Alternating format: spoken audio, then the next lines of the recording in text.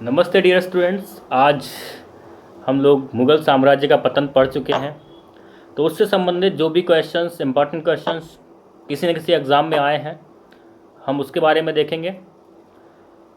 तो मुग़ल साम्राज्य के विघटन से लेकर पहला क्वेश्चन है, औरंगजेब की 1707 ईस्वी में मृत्यु होने के बाद सत्ता किसने संभाली? यानी कि औरंगजेब की जब मृत्यु हुई 1707 में, तो उसके बाद सत्ता में कौन आया?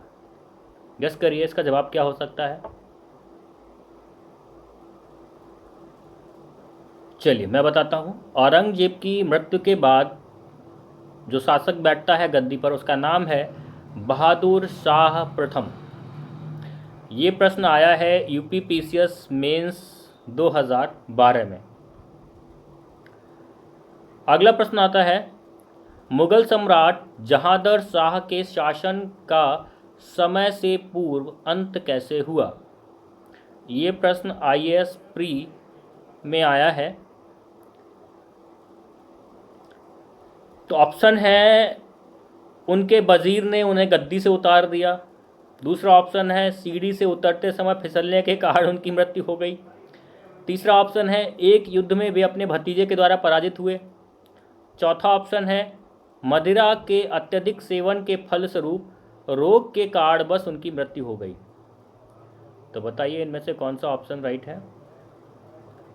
इसका ऑप्शन है सी, यानी कि एक युद्ध में वे अपने भतीजे के द्वारा पराजित हुए थे। एक्चुअली आपको बता दूं, जो जहांदर शाह प्रथम मुगल शाह था, वो मुगल शासन का सबसे नकारा शासक रहा।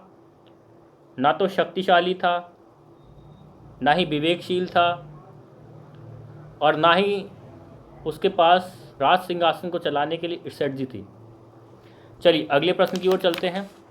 अगला प्रश्न है, निम्नलिखित में से किस मुगल सम्राट ने अंग्रेजों को बंगाल में शुल्क मुक्त व्यापार करने की सुविधा प्रदान की?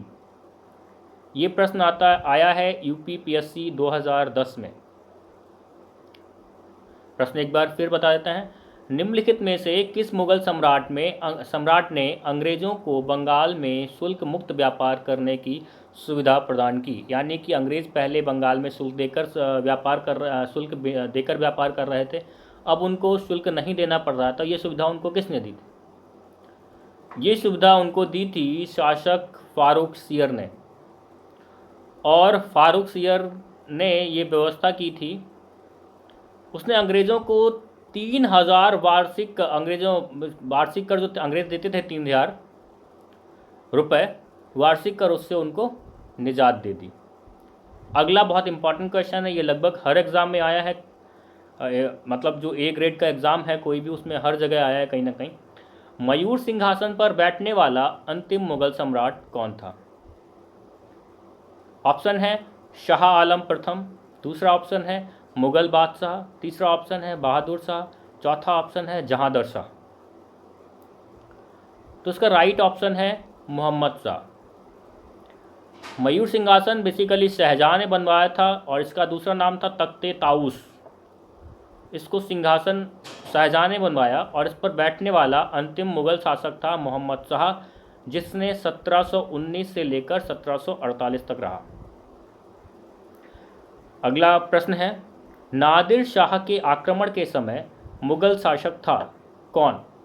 ऑप्शन है अहमद शाह, दूसरा ऑप्शन है आलमगीर द्वितीय, तीसरा ऑप्शन है मोहम्मद शाह, चौथा ऑप्शन है रफ़ी उद दरजात। तो इस प्रश्न का सही आंसर है मोहम्मद शाह। एक प्रश्न है बहुत इंपॉर्टेंट है, ये यूपीपीएससी मेंस में पूछा गया है 2004 में। किसके शासन में हिजड़ों और महिलाओं के एक वर्ग का प्रभुत्व था? ऑप्शन है मोहम्मद शाह, दूसरा ऑप्शन है अहमद शाह, तीसरा ऑप्शन है आलमगीर, और चौथा ऑप्शन है शाह आलम द्वितीय। तो इस प्रश्न का सही आंसर है मोहम्मद शाह। अगला प्रश्न है, कौन सा मुगल बादशाह रंगीला के नाम से जाना जाता था? ऑप्शन है फारूक सियर, अगला ऑप्शन है रफ़ी उद दरजात, तीसरा ऑप्शन है मोहम्मद शाह। चौथा ऑप्शन है रफ़ी उद दौला। तो इस प्रश्न का सही आंसर है मोहम्मद शाह। मोहम्मद शाह को रंगीला बादशाह के नाम से जाना जाता था। अगला प्रश्न है, निम्नलिखित में से किस मुगल बादशाह को वज़ीर गाज़िउद्दीन ने दिल्ली में दाखिल होने नहीं दिया था? ऑप्शन है आलमगीर द्वितीय, दूसरा ऑप्शन है शाह आलम द्वितीय, तीसरा ऑप्शन है अकबर द्वितीय, चौथा ऑप्शन है बहादुर शाह द्वितीय। ये प्रश्न आया है बिहार पीएससी में के प्री में 2000 में। इसका सही ऑप्शन है अकबर द्वितीय। अकबर द्वितीय को वज़ीर गाज़िउद्दीन ने दिल्ली में दाखिल नहीं होने दिया था। अगला प्रश्न है, अंतिम मुगल सम्राट बहादुर शाह जफर जो था उसके पिता का नाम क्या था? यानी कि बहादुर शाह के पिता का नाम क्या था? ऑप्शन है अकबर शाह प्रथम, दूसरा ऑप्शन है अकबर शाह द्वितीय, तीसरा ऑप्शन है औरंगजेब, चौथा ऑप्शन है शाहजहां। इसका सही उत्तर है अकबर शाह द्वितीय। बहादुर शाह जफर के पिता का नाम अकबर शाह द्वितीय था। अगला प्रश्न बहुत इंपॉर्टेंट प्रश्न है, अक्सर पीसीएस एग्ज़ाम वगैरह में पूछा गया है और ये अभी जो इसमें मैं देख के बता रहा हूँ आपको, MPPSC बिहार प्री में पूछा गया है 2000 में। ये प्रश्न है, भारत का आखिरी मुगल सम्राट कौन था? ऑप्शन है औरंगजेब, बहादुर शाह, शाह आलम और शाहजहां।